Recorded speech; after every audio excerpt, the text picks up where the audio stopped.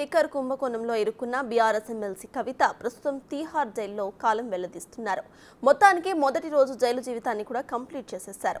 సకల సౌకర్యాలతో ఉండేందుకు కోర్టు ఆదేశాలిచ్చింది. నిన్న రౌజ్ అవెన్యూ కోర్టు నుంచి డైరెక్ట్ గా తీహార్ జైలుకు తరలించారు అధికారులు. 14 రోజుల పాటు జ్యుడిషియల్ కస్టడీలో ఉండబోతున్నారు. తెలంగాణలో తీహార్ జైలుకు వెళ్లిన తొలి మహిళా నేతగా రికార్డ్ బ్రేక్ చేశారు కవిత. మాజీ పార్లమెంటరియన్, ప్రస్తుత ఎమ్మెల్సీ కావడంతో జైల్లో ప్రత్యేక వసతులు కల్పించారు అధికారులు. ప్రత్యేక బేరక్ ఏర్పాటు కూడా చేశారు. కవితకు ప్రత్యేక వసతులను కల్పించాలని జైలు సూపరింటెండెంట్కు రౌజ్ అవెన్యూ కోర్టు ఆదేశాలు జారీ చేసింది. ఆ మేరకు సంబంధించిన అన్ని హెల్త్ రికార్డ్స్ కూడా న్యాయవాదులకు అందజేయాలని ఈడీని ఆదేశించింది.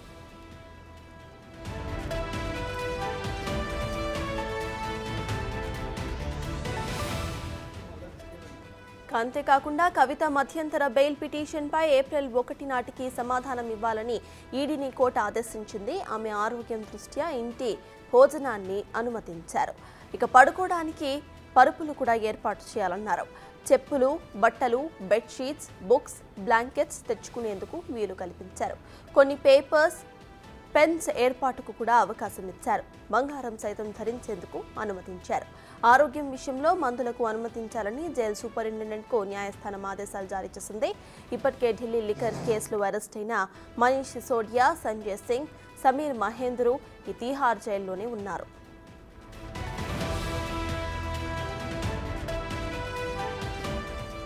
అంతకుముందు కోర్టులో కవిత మధ్యంతర బెయిల్ పిటిషన్ వేశారు. తన కొడుకుకి పరీక్షలు ఉన్నందున మధ్యంతర బెయిల్ ఇవ్వాలని కోరారామె. అయితే ఏప్రిల్ 16 వరకు కవిత కొడుకుకు ఎగ్జామ్స్ ఉన్నాయని, అప్పటి వరకు మధ్యంతర బెయిల్ ఇవ్వాలని కోరారు. ఈ అభ్యర్థనను తిరస్కరించింది కోర్టు. కవిత బెయిల్ పిటిషన్పై రిప్లై ఇచ్చేందుకు టైం కావాలని కోరింది ఈడీ.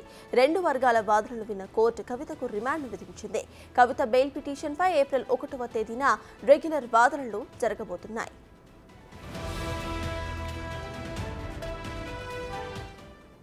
ఈ విషయంపై పూర్తి డీటెయిల్స్ మా ప్రతినిధి శివ ఢిల్లీ నుండి లైవ్ లో అందించడానికి సిద్ధంగా ఉన్నారు. శివ, చెప్పండి, ఇటు కవితకి ఇవాళ తీహార్ జైల్లో అయితే 2వ రోజు, అన్ని వసతులు కూడా కల్పించాలని కోర్టు కూడా ఆదేశాలు జారీ చేసినట్టు తెలుస్తోంది. సో ప్రెజెంట్ అప్డేట్స్ ఏంటి?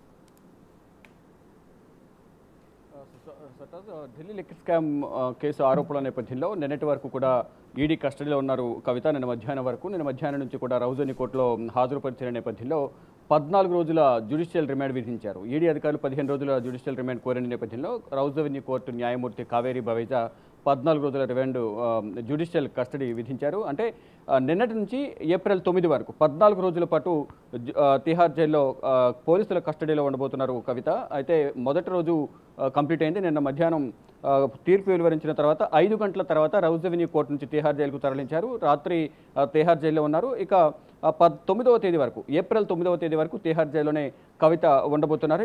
కవిత మాజీ పార్లమెంటరీ, ప్రస్తుత ఎమ్మెల్సీ కావడంతో ప్రజాప్రతినిధిగా ఉన్నారు కాబట్టి విఐపి ట్రీట్మెంట్ అంటే ప్రత్యేక వసతులు కల్పించాలనేది ప్రధానంగా రౌజ్ అవెన్యూ కోర్టు న్యాయమూర్తి తిహార్ జైలు అధికారులకు, జైలు శాఖ అధికారులకు ఆదేశాలు జారీ చేశారు. ఆరోగ్య సమస్యలు ఉన్న నేపథ్యంలో మందులకు సంబంధించిన అన్ని వసతులు కల్పించాలి. మరోవైపు ఇప్పటి వరకు ఏదైతే ఈడీ కస్టడీలో కవితకు సంబంధించిన ట్రీట్మెంట్ ఇచ్చారు, వైద్య పరీక్షలు నిర్వహించారు. RML వైద్యులు, రామ్ మనోహర్ లోహియా హాస్పిటల్ వైద్య బృందం వైద్య పరీక్షలు నిర్వహించారు. దానిలో కవితకు బీపీ కొంచెం ఎక్కువ ఉన్న నేపథ్యంలో కొన్ని టాబ్లెట్స్ ఇచ్చినప్పటికీ కూడా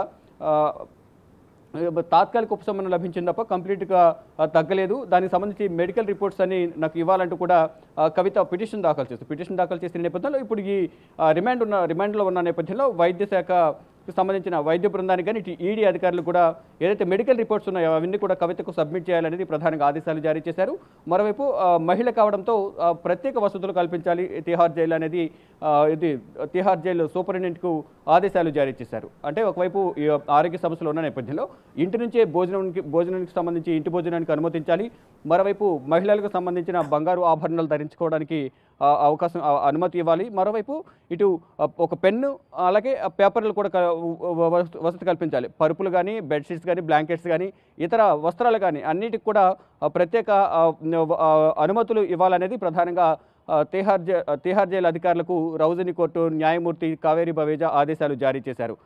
మరోవైపు ఈ ఢిల్లీ లిక్కర్ స్కామ్కు సంబంధించి ఇప్పటికే తిహార్ జైల్లో ఢిల్లీ ఆమ్ ఆద్మీ పార్టీ మాజీ ఉప ముఖ్యమంత్రి మనీష్ సిసోడియా, రాజ్యసభ ఎంపీ సంజయ్ సింగ్ ఉన్నారు. ఇక వ్యాపారవేత్త ఇండో స్పిరిట్ అధినేత సమీర్ మహేందర్ కూడా తిహార్ జైల్లో ఉన్నారు. ప్రజెంట్ కవిత కూడా అక్కడ ఉండడంతో ఈ తిహార్ జైల్లో ఉన్న ఢిల్లీ లిక్కర్ స్కామ్ ఆరోపణలు ఎదుర్కొంటున్న వ్యక్తుల సంఖ్య 4కి చేరింది. రీసెంట్గా అభిషేక్ బోయిన్పల్లి బెయిల్ మీద విన్నప్పటికీ కూడా మరొక 4-5 వారాల్లో అభిషేక్ బోయిన్పల్లి కూడా మళ్ళీ తిరిగి తిహార్ జైలుకు రాబోతున్నారు. ఇక మొత్తంగా చూసుకుంటే ఢిల్లీ లిక్కర్ స్కామ్ సంబంధించి కవిత కీలకంగా వ్యవహరించారనే ఆరోపణల నేపథ్యంలో 15వ తేదీన కవితను హైదరాబాద్లో అదుపులోకి తీసుకున్న ఈడీ అధికారులు. తర్వాత రౌజేని కోర్టులో 16వ తేదీన హాజరుపరిచిన తర్వాత ముందు 7 రోజుల కస్టడీ, తర్వాత 3 రోజుల కస్టడీ ఇచ్చిన నేపథ్యంలో 10 రోజుల కస్టడీ నిన్నటితో ముగిసింది.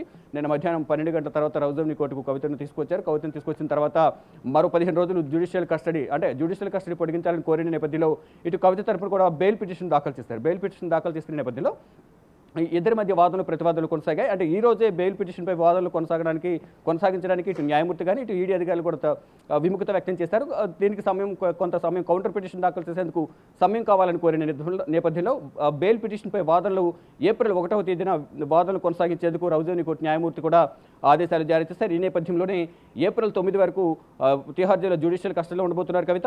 ఏప్రిల్ 1న ఈ వాదనలు కొనసాగబోతున్నాయి. బెయిల్ పిటిషన్పై వాదనలు కొనసాగబోతున్నాయి. అంటే తన చిన్న కుమారుడికి పరీక్షలు ఉన్న నేపథ్యంలో ఏప్రిల్ 16 వరకు పరీక్షలు ఉన్నాయి కాబట్టి పరీక్షలకు ప్రిపరేషన్ సంబంధించి తనే దగ్గరుండి చూసుకోవాలని కవిత పిటిషన్ దాఖలు చేసిన నేపథ్యంలో 16 వరకు బెయిల్ మంజూరు చేయాలని కోరారు. ఈ నేపథ్యంలోనే ఈ బెయిల్ పిటిషన్పై వాదనలు అనేవి ఏప్రిల్ 1న జరగబోతున్నాయి.